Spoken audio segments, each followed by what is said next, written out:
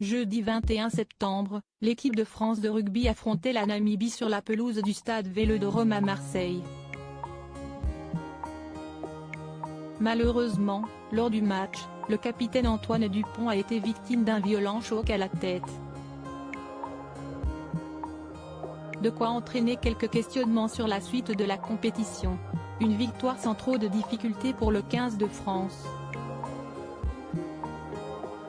Depuis le 8 septembre dernier, la Coupe du monde de rugby 2023 est officiellement lancée à travers l'Hexagone.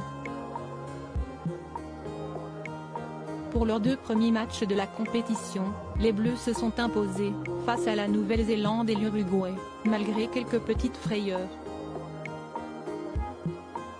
Pour leur troisième match, le jeudi 21 septembre 2023 au stade Vélodrome à Marseille, les joueurs de Fabien Galthié ont foulé la pelouse face à la Namibie. Essais et transformations se sont enchaînés, permettant aux coéquipiers d'Antoine Dupont de signer la plus large victoire dans l'histoire du 15 de France, 96-0. Et pourtant, le début de la compétition a été marqué par quelques abandons de certains joueurs. On le rappelle, Romain Ntamack a déclaré forfait au mois d'août, quelques jours avant le début de la Coupe du Monde, en raison d'une rupture du ligament croisé du genou gauche.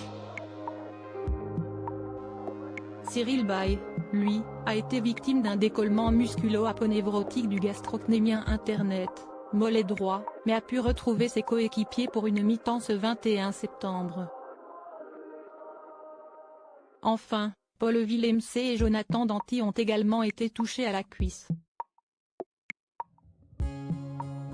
Si les supporters peuvent s'appuyer sur le reste de l'équipe, Antoine Dupont pourrait bien abandonner les joueurs en cours de route. Fin de compétition pour Antoine Dupont. Lors du match contre la Namibie, le joueur de Toulouse a été transporté à l'hôpital.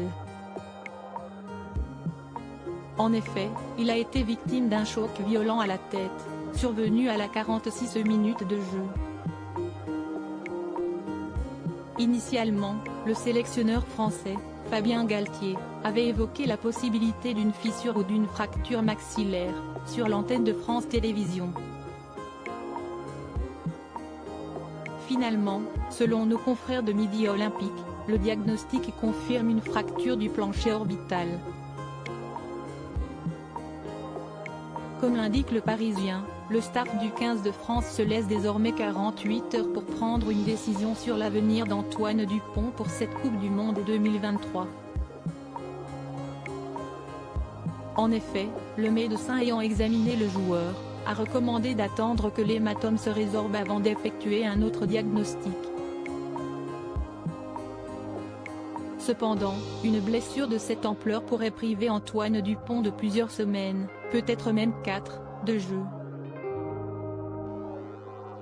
Un nouveau coup dur, qui pourrait faire toute la différence pour la suite de la compétition.